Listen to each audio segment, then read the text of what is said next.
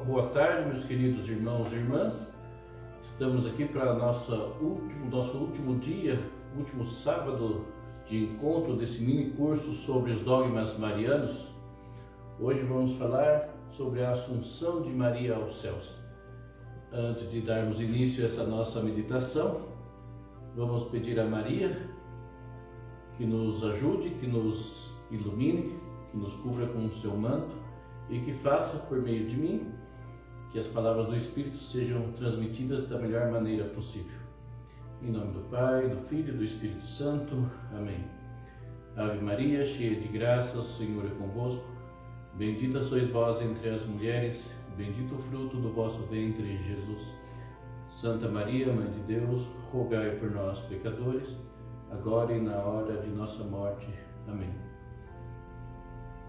Em nome do Pai, do Filho e do Espírito Santo. Amém.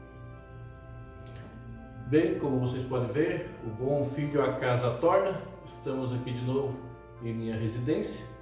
O clima essa semana está bem frio aqui, então não ajudou muito a fazermos do lado de fora, como foi os outros vídeos. Mas, como já dizia Santo Agostinho, o sábio aponta a lua e o tolo olha o dedo.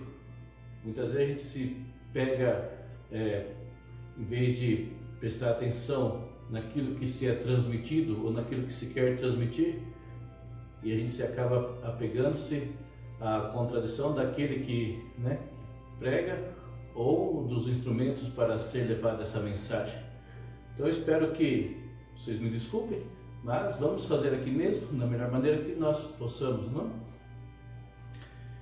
Semana passada falamos sobre a Imaculada Conceição, semana anterior sobre a Virgindade Perpétua e, na primeira semana, sobre a Maternidade Divina de Maria.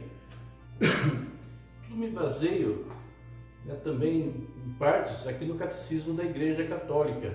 Essa é uma edição lá da Espanha, quando lá fiz teologia, de 2005, se não me engano, Vamos recordar um pouco o que foi nos passado. Vimos sobre Maria, maternidade divina, aqui estudando ao credo da Igreja Católica, o credo niceno-constantinopolitano, onde falamos: por nós, os homens, e por nossa salvação, baixou do céu por obra do Espírito Santo e se encarnou em Maria Virgem e se fez homem, quando Cristo veio a nós. Então vimos a maternidade divina, foi a encarnação do Verbo no seio de Maria para a nossa salvação, porque Deus assim o quis. Deus quis entrar no mundo por meio de uma mulher, por meio de Maria, e quis fazer parte dessa família humana. O Verbo se encarnou para salvar-nos, reconciliando-nos com Deus. Deus nos amou e nos enviou o seu Filho como propiação por nossos pecados. O Padre enviou o seu Filho para ser Salvador do mundo e se manifestou para tirar de nós todos os pecados.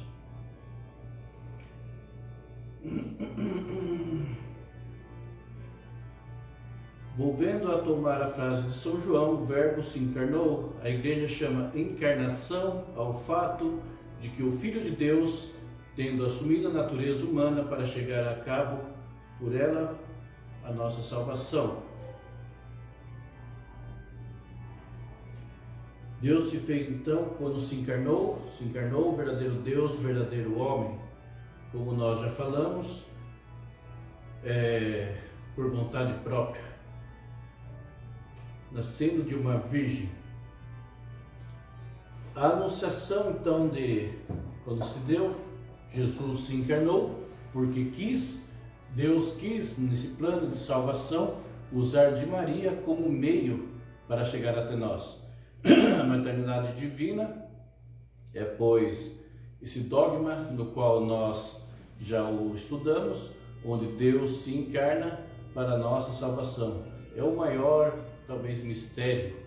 Por quê? Porque Deus Todo-Poderoso, infinito em sua bondade, infinito em sua majestade, se rebaixou a tal ponto, se encarnou feito homem, nasceu numa gruta em Belém, não é? E por que fez isso? A única resposta que nós podemos dar é que fez por amor a nós, não é? Depois vimos a virgindade perpétua, Maria, que não concebeu por obra humana ao Filho de Deus. Deus se encarna e para isso se faz por um meio todo especial, por um meio agraciado, que foi a Virgem Maria. Então a Igreja, desde os primeiros séculos, concebe isso como uma verdade de fé, como um dogma, não é? A virgindade perpétua de Maria, sendo Maria virgem antes, durante e após o nascimento de Cristo. É uma graça especial para dizer que quem veio ao mundo é alguém especial. Não é um profeta apenas, não foi somente um sacerdote legítimo, mas foi um Deus encarnado. Deus que se rebaixa e por nós se encarna. E semana passada vimos a Imaculada Conceição. Deus, como foi feita essa escolha em Maria, não poderia fazê-lo de uma forma menos pura. Escolheu Maria pela pureza de Maria. Maria já foi desde o princípio escolhida e preparada por Deus, né, para essa missão. Maria é, pois, a perfeição, é a mulher perfeita, é a imagem da mulher perfeita, é a imagem de perfeita mãe, é a imagem de perfeita serva. Se nós queremos e almejamos esse encontro com Cristo, essa união com o Filho, sermos filhos adotivos no Filho, nada melhor, nada mais propício do que nos apoiarmos em Maria, né? Ela que foi escolhida e ela que deu o seu sim, ela que foi, como nós já dissemos, a porta de entrada do Salvador no mundo, quer também ser a porta nossa de salvação até o céu. A salvação se dá por meio de Cristo. Cristo é o único Redentor da humanidade, fique bem claro, mas quis valer-se de Maria e também querá valer-se de Maria para que nós possamos chegar a Ele e através dele chegar ao Pai. No domingo passado, a Igreja celebrou a ascensão de Nosso Senhor. Nosso Senhor, depois de cumprir tudo que tinha para ser cumprido aqui na terra, depois de passar um tempo com seus apóstolos, juntamente com Maria, né, se ascendeu por força própria ao céu. E no final um anjo aparece aos discípulos e diz: que vocês esperam, aquele que vocês estão esperando aí olhando para o céu, retornará um dia, da mesma maneira que agora o subiu por sua própria força. Não nos cabe saber os tempos, não nos cabe saber quando isso se dará, cabe-nos sim a preparação para esse tempo, que para nós, cristãos católicos, é um conteúdo de fé. Nós esperamos que o Senhor voltará, uma segunda vinda. Hoje nós vamos estudar, vamos tentar meditar um pouco sobre a Assunção de Maria. Maria foi assunta ao céu. Note que o verbo está em voz passiva. Maria não ascendeu de maneira por suas próprias forças, mas foi assunta, a Assunção. Como disse, Maria é pré-figura do ser humano perfeito. Maria é mulher perfeita, Maria é mãe perfeita, é discípula perfeita. E a Assunção é a plenitude, dessa vida de Maria. A Igreja diz lá pelo Papa Pio XII, em 1950, foi o último dogma mariano, digamos, revelado pela Igreja, na Constituição Apostólica Munificentissimus Deus, define Pio XII, que ao final da sua peregrinação terrestre, Maria entra em corpo e alma na glória de Deus. Maria, então, é a prefigura perfeita daquilo que nós deveremos ser. Nós, que eu digo, a humanidade. A humanidade tem em Maria, digamos assim, a última palavra. O que nós deveríamos ser como seres humanos, como homens, está prefigurado na figura de Maria. Maria, aquela que não tinha pecado original, que foi preservada desse mundo, como nós já vimos, empecatado. Ela não sofreu as consequências do pecado original, como nós sofremos, não é? A concupiscência, aquela paixão desordenada, o quebrantamento de nós como imagem e semelhança de Deus pelo pecado, que fez com que se rompesse a nossa imagem original dentro de cada um. Maria foi, pelos méritos de Cristo, preservada. Maria teve essa graça desde sempre, pela graça, como nós já vimos, da encarnação do Filho de Deus. Jesus não poderia encarnar-se em algo que fosse defeituoso. Encarnou-se, pois, em Maria e foi preservada. E, como foi preservada, Maria também, ao final de sua peregrinação terrestre, segundo a Igreja, subiu aos céus. Foi assunta ao céu, foi elevada aos céus. Então nós devemos esperar também essa glorificação no final dos tempos. Para entender um pouco isso, poderíamos falar um pouco sobre escatologia. Eschaton, em grego, significa último, e logia, como nós já vimos, é o estudo. Então, escatologia é o estudo daquilo que compõe os últimos tempos e vem maiormente estudado em 4 parâmetros: a morte, o inferno, purgatório e paraíso, céu. A morte nós não vamos ver nesse momento, porque seria um tema muito longo, mas um tema muito interessante de se analisar, porque para nós, cristãos católicos, a morte é uma passagem. A morte é um meio de nós, alcançarmos a vida.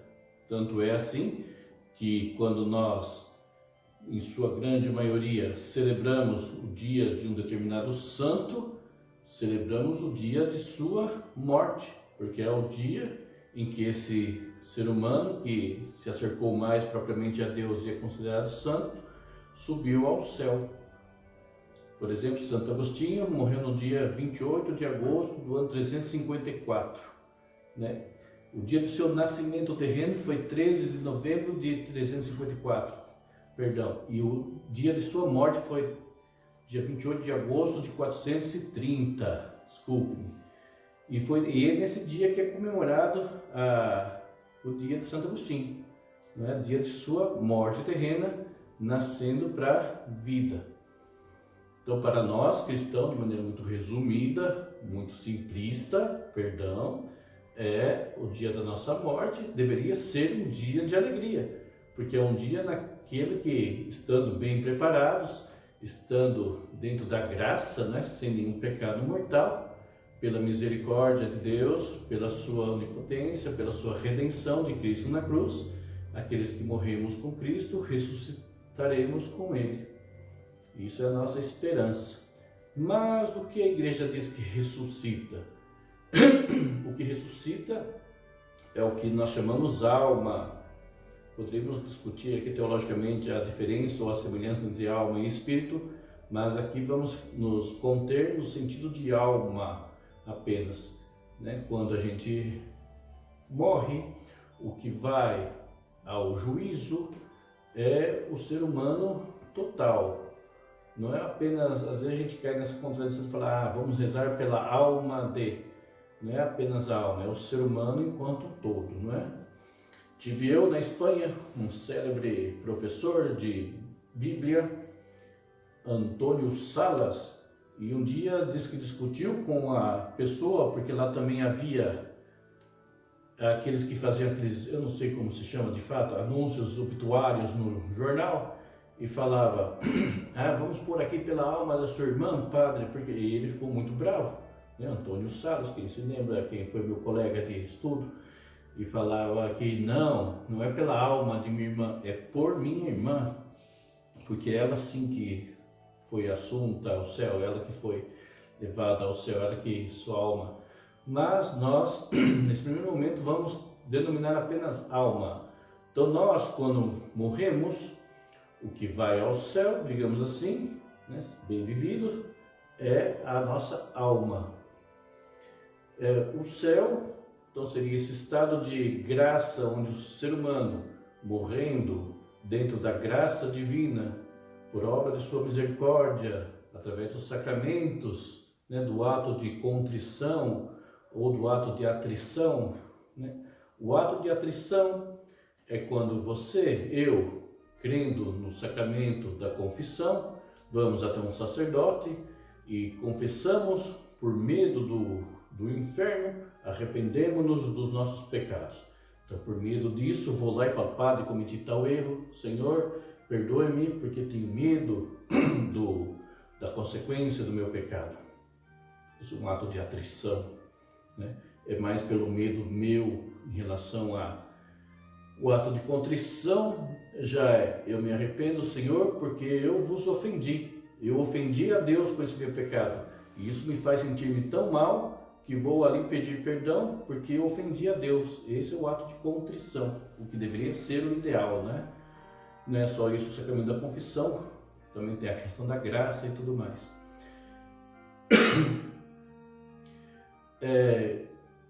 Só que muitas vezes nós não estamos totalmente puros, não é? Não somos pessoas, talvez, somos de fato mesquinhos, somos de fato orgulhosos, temos o nosso pecado dentro, nascemos com essa concupiscência nesse mundo empecatado, temos a imagem distorcida, quebrada, rota dentro de nós e constantemente temos que pedir a purificação através da graça, pelos sacramentos do batismo, pelo sacramento da confissão, da reconciliação, para que Deus venha, através de sua graça, nos ajudar a nos alinharmos, a nos conformarmos mais com a pessoa de Cristo. Mas muitas vezes, quando morremos, podemos não estar dentro dessa graça, podemos não estar puros, podemos estar ainda com alguma mancha. E se de fato há ainda esta mancha, não vamos para o céu. No céu não se entra com essa mancha pecaminosa. Se ainda estamos com esse pecado, se ainda estamos manchados, temos que nos purificar. E a purificação se daria dentro disso que a igreja denomina purgatório. Purgar é, pois, tirar, é lavar, é fazer com que essa mancha seja retirada de nós, né? Para que possamos então entrar no paraíso, no céu, de maneira sadia, de maneira pura. E por isso a igreja, né, ela reza constantemente pelas almas do purgatório. E isso se dá de maneira muito salutar e deve dar-se. Celebrações de missa por essas almas do purgatório, as nossas orações diárias, para que assim essas almas que lá estão, digamos assim, elas já estão salvas, não tem como elas retornarem do purgatório e de lá ir para a danação eterna, que seria o inferno. Mas é um momento de limpeza, de muita dor, de muito sofrimento a essas almas, e a nós aqui cabe fazer as orações devidas a essas almas também que lá estão, né? E o inferno? O inferno, de maneira muito simplificada, repito, seria digamos assim, um lugar onde a pessoa, dentro da sua liberdade, escolhe não estar com Deus, iria para o inferno. Porque essa escolha, ela tem que ser consciente aqui nessa vida, claro. Não é depois que eu morrer, eu vou escolher, porque daí eu tenho a certeza absoluta. A certeza de que existe céu, inferno, paraíso já se deu pela própria revelação, né? Matéria revelada. Jesus falou inúmeras vezes sobre a questão do inferno. Jesus foi tentado no deserto pelo demônio, não é? O pai da mentira. o próprio Adão e Eva foram tentados no paraíso e escolheram, né, fazer mau uso de sua liberdade. Então o inferno seria esse meio pelo qual nós, o ser humano que escolhe não estar com Deus, seguirá sem Deus, não é? Um dos equívocos que eu vejo muito frequente é a questão do demônio. Existe ou não existe? A teologia liberal, uma teologia, um campo, uma linha da teologia liberal mais moderna diz: não, Deus é bom e salvará todos os homens. O demônio é apenas uma figura de linguagem lá provinda da teologia mesopotâmia, que entrou dentro da teologia de Israel, hebraica, mas de fato não existe. Deus é puro amor, Deus é todo bom, logo todos se salvarão. Talvez caberia aqui pensar um pouco na justiça também de Deus, não é? Porque daí a gente deixa de lado essa justiça como se Deus fosse um vovô babão, bobo, e vamos salvar independente de... Há uma linha teológica um pouco mais conservadora que diz: não, o demônio de fato existe e estamos desde o começo dos tempos nessa guerra espiritual. Cabe-nos a nós cristãos dizer em que lado da guerra eu estou. A guerra está aí, você está do lado de Deus ou do lado do demônio. E o demônio, de maneira astuta, pai da mentira, faz com que nós creiamos que de fato ele não existe, porque assim é mais fácil, né? É mais fácil também no sentido de que hoje em dia muitos pecados não são tão considerados mais como tal, porque nós deitamos num divã onde um psicanalista diz que aquilo é apenas fruto do próprio humano, logo você tem que ser livre, liberal, pode fazer o que você quiser, o importante é você não oprimir aqueles sentimentos que estão dentro de ti, dar vazão a tudo que é paixão, porque tudo é do humano e tudo é bom. E isso é uma mentira, não é? Porque nem tudo é bom. São Paulo já dizia, posso fazer tudo o que eu quero? Até posso, mas nem tudo me convém, porque há coisas que eu quero que não devo, porque aquilo me escraviza, né? Como nós já falamos sobre o pecado. Então Maria é aquela que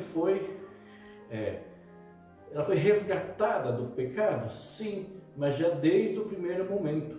Maria foi desde sempre resgatada por obra e graça de Deus, do seu Divino Espírito Santo, né? Pela encarnação de Cristo. Encarnação e redenção da morte e cruz. Maria então foi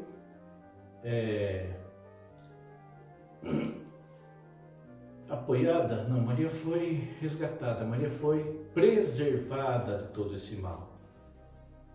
Porque Cristo, então, porque Deus não preservou todo mundo, não é? Desse mal, porque só havia uma encarnação a ser feita de Cristo, só havia um Cristo a ser encarnado. E por isso foi Maria a escolhida. E porque Maria, pela humildade, não é? Maria foi aquela que humildemente se pôs a serviço de Deus de maneira perfeita. O que caberá a nós agora nessa vida, enquanto estamos nesse trajeto também de santificação, é libertar-nos da nossa escravidão, libertar-nos do pecado, fazendo-nos mais humildes a cada dia, confiando cada dia mais em Maria, para que possamos também, nós, no final da nossa peregrinação, com Maria, subirmos ao céu, sermos levados. Como disse, nós, quando morrermos, oxalá, seremos levados ao céu, por obra e graça do Espírito, pelas mãos de Maria, né? Nada melhor do que a mãe para nos levarmos ao Filho. O que subirá será a nossa alma, como disse. E o nosso corpo, não essa casca, né? Mas o nosso corpo, aquilo que é a nossa identidade total, será levada no final dos tempos. Nós cremos, como cristãos católicos, que haverá uma segunda vinda de Cristo, um juízo final, e aí sim todos os mortos renascerão com Cristo. Nosso credo, iniciando com nosso credo aqui no Brasil, a gente reza mais o credo apostólico. E no credo apostólico, de uma maneira bem eficiente, tem lá no final diz: cremos na ressurreição da carne Em outros países diz, cremos na ressurreição dos mortos. Não entrarmos nessa discussão teológica nas diferenças, o que cabe nesse momento é pensar que a ressurreição da carne será aquela que no final dos tempos seremos todos resgatados pela segunda vinda de Cristo.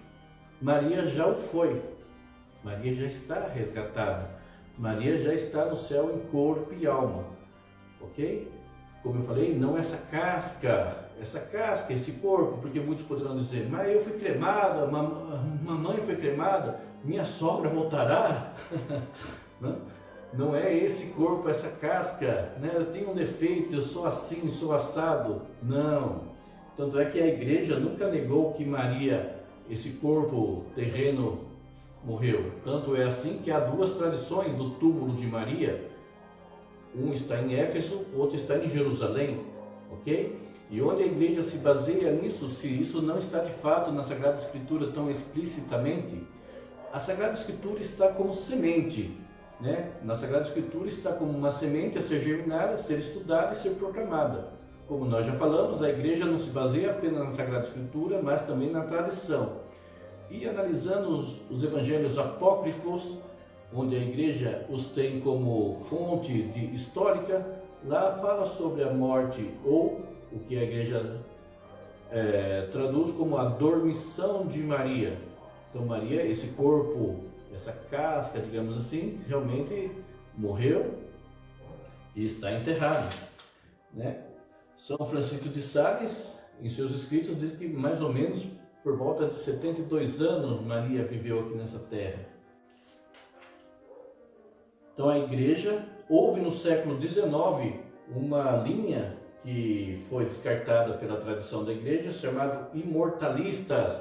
E essa linha dizia que Maria realmente nunca morreu, esse corpo foi de fato levado ao céu e tal. Mas a igreja ainda prega a questão da morte de Maria, ou a questão da dormição, como isso, esse corpo, essa casca, digamos, ficou, mas Maria subiu, Maria já foi resgatada como nós seremos pela nossa fé, pela redenção de Cristo, né? No dia final, no juízo final. Então Maria é a prefigura, a assunção de Maria nos leva a esse entendimento de que nós seremos também, assim como ela foi, resgatados do pecado pela graça, através da redenção, e seremos um dia todos unidos no céu. E termino um pouco sobre essa discussão, para que, claro, essa redenção, como eu falei, né, Deus não é aquele ser que, Deus quer que todos se salvem, sim. Deus perdoa tudo, sim, se você quiser, porque você pode não querer. E como que nós, então, podemos saber se estamos nesse caminho? Esse caminho se dá através da configuração com Cristo. Aqui, nesse nosso pequeno curso, eu os transmito a Maria como um meio, não é? Está a Virgem do Belém, né? Um meio de nos levar a isso. E essa configuração a Cristo se dá no dia a dia, pelo processo de santificação, que nós temos que ir cada dia buscando a santificação. O santo nada mais é do que a pessoa se assemelhar e se aproximar de maneira melhor à figura de Cristo, à pessoa de Cristo. A nossa oração, a nossa pobreza, a nossa entrega, ela deve ser a uma pessoa, como nós já falamos, não a um dogma ou a uma série de conhecimentos, mas a uma pessoa que é a pessoa de Cristo. Toda a revelação, toda a Escritura está em fazer com que nós encontremos a Cristo. A nossa catequese, as nossas homilias, tudo aquilo que estudamos tem que nos levar a esse encontro, e esse encontro tem que transformar-nos, né? Transformar-nos em outros Cristos. Então a nós é muito interessante, né, nesse momento, principalmente de pandemia, termos presente algumas obras que podem nos ajudar a tal. Por exemplo, aqui tenho a Vida de Cristo de Fu Tong Shin, né? São 2 volumes pequenos, uma leitura agradabilíssima, onde de maneira muito salutar Futoshi nos descreve a vida de Cristo, né? Uma leitura propícia a esse tempo. Então, Futoshi, que aqui cito, é que às vezes, né, caio nesse erro de citar autores que para mim são familiares e muitas vezes para quem me ouve não o é.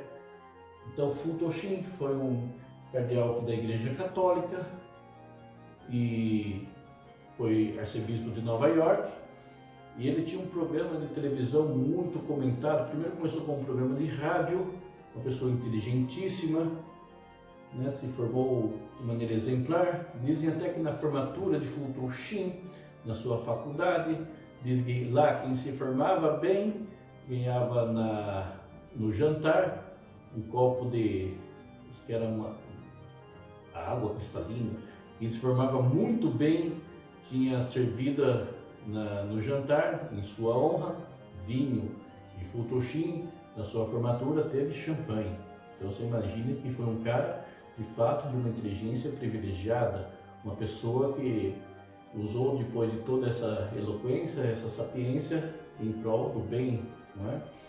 E Futoshi, ele, como é serviço de Nova York, teve um programa de rádio, na qual era muito ouvido, muitas pessoas se paravam, porque imagina, naquela época, Futoshi nasceu em 1895, né? Faleceu em 1979, então era muito ouvido o rádio naquela época, não era tanto televisivo. Mas teve depois também programas televisivos, onde, digamos, em horário nobre, era o programa mais visto da América, milhões de pessoas que viam seu programa. Então esse é o cardeal Futoshi, que deixou-nos essa obra, entre outras, né? Tem várias obras dele, e que eu recomendo. A leitura é de uma profundidade e de uma clareza também, né? Porque como norte-americano escreve de maneira muito clara a nós que somos americanos, brasileiros. Eu recomendo de forma insistente. Uma figura de um santo que é por nós muito, eu creio que conhecido, né? É a figura do Padre Pio de Pietrelcina. Padre Pio, que também faleceu no século passado, recente, né? Uma figura extraordinária, uma figura que eu recomendo muito a leitura. Por que eu recomendo a leitura desses santos, ou desses escritos? Para que nós também vamos nos assemelhando, vamos buscando essa santidade. Uma pessoa que eu recomendo também o conhecimento, não há ainda, ou eu não tenho, perdão, livros sobre este venerável, é Carlo Acutis, um jovem que faleceu com 16 anos de idade e nessa tenra idade já é considerado venerável da igreja. Já houve até um milagre concebido dentro da igreja por intercessão de Carlo Acutis, né, de um brasileiro, mas a igreja ainda não se manifestou sobre, vamos esperar para ver. E termino essa nossa colocação agradecendo e lembrando que o processo de santidade, muitas vezes que nós pensamos, ele não se dá que eu vou aqui me levitar, ou vai acontecer grandes coisas, vai aparecer um anjo e falar, não, você, ó, grande Alberto, nada disso. O processo de santidade é um processo na humildade, no ostracismo, até diria. Se Deus pode valer-se de um santo para manifestar a sua glória através desse, para que seja exemplo a outros, ele o fará. Mas o processo de santidade se dá na humildade. Santa Teresinha de Lisieux, Teresinha do Menino Jesus, dizia, eu tenho que ser santa nas pequenas obras aqui na minha comunidade. Eu vou fazer uma tarefa, faço com amor por Cristo, para aquela minha irmã, e isso se dá de maneira simples, de maneira no acolhimento do dia a dia, a santidade. Então, ser santo hoje, não esperemos que vamos realizar obras magníficas, a não ser que seja, como disse, para a glória de Deus e que Ele nos escolha para tal. Mas aquele processo de santidade que todos somos chamados, né, desde o Concílio Vaticano II deixou isso muito claro, todos somos chamados a ser santos. Se dá no dia a dia, se dá no nosso ostracismo, na nossa comunidade, na nossa família. Tudo aquilo que eu faço, devo fazer por amor a Cristo. A minha dor, uma obra que eu faço, um jantar, uma palestra que dou, não é por meu mérito, deve ser por mérito de Cristo. Então termino, se vocês me permitem, a leitura de uma poesia de Santa Teresinha de Lisieux, né? Nasceu em 1873, já faz algum tempo, e ela diz assim, não vou lê-lo todo, ok? Vivo sem viver em mim, e tão alta vida espero, que morro porque não morro. Vivo já fora de mim, desde que morro de amor, porque vivo no Senhor, que me escolheu para si. Quando o coração lhe dei, com terno amor lhe gravei, que morro porque não morro. Esta divina prisão do grande amor em que vivo, fez a Deus ser meu cativo e livre o meu coração, e causa em mim tal paixão, ser eu de Deus a prisão, que morro porque não morro. Então que possamos nós também ter esse ardente desejo de amor ao Pai, esse desejo ardente de estar com Ele, e que por meio de Maria, nossa Mãe Santíssima, possamos de maneira mais eficaz nos aproximarmos cada dia mais desse Cristo que nos ama, desse Cristo que nos chama, desse Cristo que quer nos fazer cada dia mais livres, cada dia mais santos. Terminemos então, eu quero agradecer a paciência de cada um de vocês, ao acolhimento dessas minhas palavras, e espero que nesse mês de maio nós tenhamos tido esse tempo propício de santificação. Peçamos então com a Virgem do Belém que ela nos abençoe e que possamos com ela um dia estar na glória do Pai. O Senhor nos abençoe, nos livre de todo mal e nos conduza sempre à vida eterna, em nome do Pai, do Filho e do Espírito Santo. Amém.